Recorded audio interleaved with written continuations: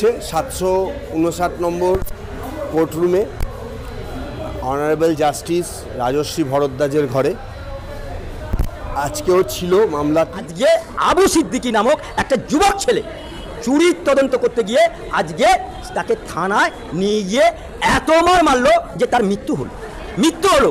কোন রাজ্যে বাস করছি যেখানে পুলিশ আইনের রক্ষক, যেখানে পুলিশ সমাজের আইন রক্ষা করবে, জনসমাজকে জনসাধারণকে নিশ্চিন্তে ঘুমোবার আশ্বাস। তার পোস্টমর্টেম হয়েছে এবং সেই পোস্টমর্টেমের রিপোর্টের ভিত্তিতে মহামান্য কলকাতা হাইকোর্ট আশা করি তাকে পরিবারকে সুবিচার দেবে, কিন্তু সুবিচার পাওয়াটা খুব কঠিন হয়ে যাচ্ছে। কারণ আমরা জানি এর আগে যে বাম আমলে আমাদের রিজানুর রহমান তাকে আমরা হারিয়েছিলাম, সেখানে রিজানুর রহমানের মা কিছু আর করছে না কেন? আবু সিদ্দিকের ব্যাপারে মুখ খোলেননি, বলেননি তো এখন পর্যন্ত। আমি মিডিয়ায় দেখলাম না যে আবু সিদ্দিক সম্পর্কে একটা কথা বলেছে। কেন? অন্যান্য বিষয় বলতে তো আপনারা বাধা পান না, বলেই যান। আর এই বিষয় বলছেন কেন বলছেন না? কোথায় বাধা রেখেছে? কিছু হাফ মিনিস্টারও আছে, উত্তরবঙ্গেরও কিছু হাফ মিনিস্টার আছে, এরা কেন বলছে না? এদেরকেও তো বলা উচিত। কেন এরা প্রতিবাদ করছে না? সংখ্যালঘুর যা দায়িত্বে আছেন, সংখ্যালঘুদের ভোট নিচ্ছেন। প্রণোদিতভাবে পুলিশ কোনো সিটিজেনকে, কোনো নাগরিককে কোনো রকম কারণ ছাড়াই তাকে থানাতে উঠিয়ে নিয়ে চলে যাচ্ছে, তার উপরে বসিয়ে রাখা হচ্ছে, তাকে হ্যারাসমেন্ট করা হচ্ছে, তার উপরে টর্চার করা হচ্ছে। এই যে কথাটা বললেন, একটা পুলিশের অতি সক্রিয়তা, তার সঙ্গে সঙ্গে পুলিশের একটা বলবো যে আইনকে হাতে নেওয়া, কোনো অভিযোগ ছাড়া, কোনো কারণ ছাড়া যদি পুলিশ প্রশাসন যদি কোনো ব্যক্তিকে থানায় উঠিয়ে নিয়ে যায়, তাহলে এটা ধরে নিতে হবে যে পুলিশ আইনকে হাতে নিল।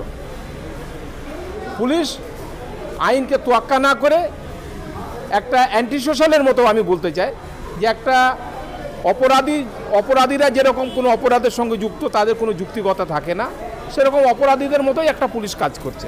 সেক্ষেত্রে যদি এই ধরনের কোনো ঘটনা ঘটে থাকে, তো আমি বলবো সংশ্লিষ্ট দোষী পুলিশ অফিসারের এগেনস্টে ঊর্ধ্বতন কর্তৃপক্ষ বা যথোপযুক্ত কর্তৃপক্ষের কাছে অভিযোগ জানাবেন।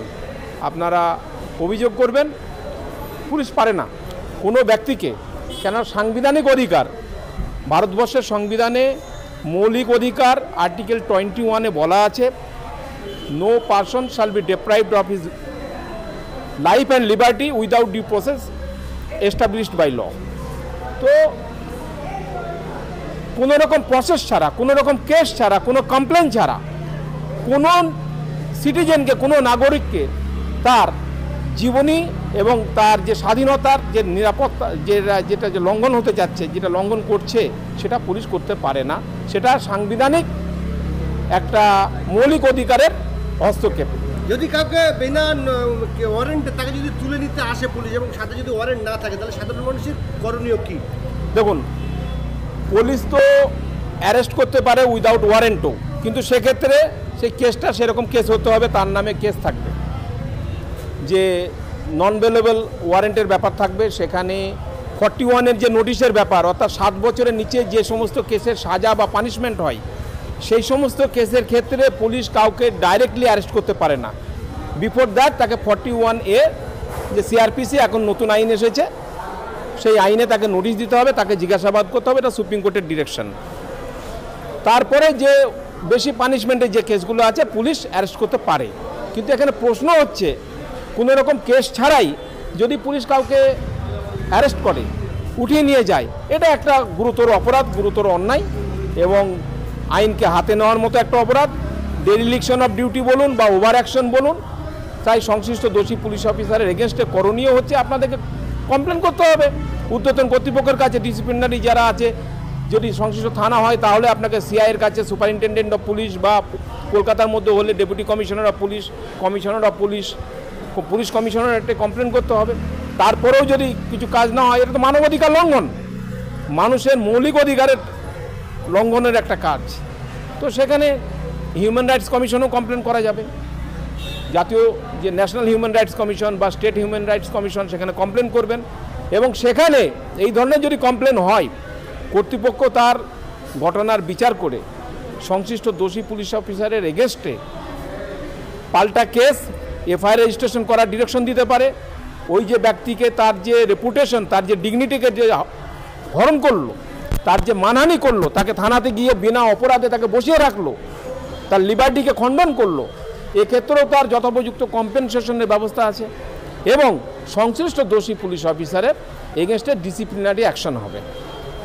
এবারে আমরা দেখতে পাচ্ছি যে কোনো মানুষ, সাধারণ মানুষ কারোর বিরুদ্ধে অভিযোগ নিয়ে যাচ্ছে, সে হয়তো দেখা গেল কোনো শাসক দলের ছত্রছায়া রয়েছে কিংবা সে প্রভাবশালী লোক, সেই সাধারণ মানুষের অভিযোগ নিচ্ছে না, তাকে তাড়িয়ে দিচ্ছে, তাহলে সেই ক্ষেত্রে সেই সাধারণ মানুষের করণীয় কী? এটা তো এই তো বললাম, প্রথমেই আমি বললাম যে এটা পুলিশ ইনঅ্যাকশন। যদি কোনো মানুষ অত্যাচারিত হয় বা তার উপরে যদি কোনো রকম অপরাধ সংঘটিত হয়ে থাকে, তাহলে তার প্রাথমিক কাজ হচ্ছে সংশ্লিষ্ট থানায় গিয়ে কমপ্লেন করা ঘটনার। সেখানে পুলিশের ডিউটি হচ্ছে প্রিলিমিনারি এনকোয়ারি হোক বা কমপ্লেনের ভিত্তিতে কথা শুনে কেস রেজিস্ট্রেশন করা। পুলিশ যদি কেস রেজিস্ট্রেশন না করে, তাহলে সেক্ষেত্রে তাকে আইনি ব্যবস্থা নিতে হবে।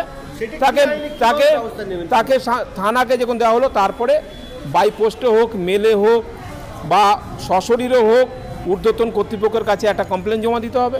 কমপ্লেন জমা দেওয়ার পরেও যদি কোনো কাজ না হয়, তাহলে ম্যাজিস্ট্রেট কোর্টে গিয়ে ম্যাজিস্ট্রেটের কাছে একটা কমপ্লেন করতে হবে, যাকে আগে সিআরপিসিতে 156 ক্লজ 3 যে ছিল আর কি সিআরপিসিতে, এখন ওটা চেঞ্জ হয়েছে, নতুন আইনে ধারা একই আছে। তো সেখানে এফিডেভিট একটা দিতে হবে। এফিডেভিটের একটা কথা বলা আছে যে এই ঘটনার পরিপ্রেক্ষিতে অন্য কোনো জায়গায় কোনো কমপ্লেন করা হয়নি, this is the first complain, এই সমস্ত বলে ঘটনার বিবরণ দিয়ে পুলিশি যে ইনঅ্যাকশন, অর্থাৎ পুলিশকে জানানো হয়েছে, তার সত্ত্বেও পুলিশে কোনো ব্যবস্থা নেয়নি, ঊর্ধ্বতন কর্তৃপক্ষকে জানানো হয়েছে, সেখানেও কোনো পুলিশ ব্যবস্থা নেয়নি। তাই আপনি এর একটা নির্দেশ দিন কেস রেজিস্ট্রেশনের জন্য। সেক্ষেত্রে কোর্ট এগ্রিড পার্টিকে শুনে ডাইরেকশন দেবে ইমিডিয়েট রেজিস্ট্রেশন অফ কেস। এটা একটা ওয়ান অ্যাসপেক্ট, একটা সাইড। আর একটা হয় সরাসরি কলকাতা হাইকোর্টে এসে বা সংশ্লিষ্ট রাজ্যের হাইকোর্টে এসে একটা 226-এ একটা writ petition move, police inaction, যে this things happen, we lodged complaint before the police station, then thereafter before the higher police authorities, but no police authority attended by complaint, no action has been taken, citing the police inaction reason, একটা writ petition হবে। Writ court বসে আছে interfere করার জন্য, এটাই তো writ petition. Because of এটা কোনো মানুষ, কোনো সিটিজেন, কোনো নাগরিক আইনি সহায়তা পাওয়া, যে স্ট্যাটুটারি অথরিটি পুলিশের কাছে যাবে, পুলিশ তার নেবে, this is they are duty bound to take actions. Police authority হচ্ছে গভর্নমেন্ট সার্ভেন্ট, স্ট্যাচুটারি অথরিটি, ওদের ডিউটি হচ্ছে to act on the basis of the complaint. ওরা যদি ইনডিফারেন্ট থাকে, যদি উদাসীন হয়ে থাকে, তাহলে তো স্ট্যাটুটারি রাইটকে লঙ্ঘন করছে, লিগাল রাইটস ইনফ্রিঞ্জ করছে ওয়ান সাইড, অন্যদিকে ফান্ডামেন্টাল রাইটস কাউকে বসিয়ে রেখে তার উপর অন্যায় হয়েছে সে বিচার পাচ্ছে না। তো দুটোকে ঘটনা করে 226 রিট পিটিশন কলকাতা হাইকোর্টে বা সংশ্লিষ্ট রাজ্যের হাইকোর্টে মুভ করা যেতে পারে। এটা একটা দিক। লঙ্ঘন করছে, লিগাল রাইটস ইনফ্রিঞ্জ করছে ওয়ান সাইড, অন্যদিকে ফান্ডামেন্টাল রাইটস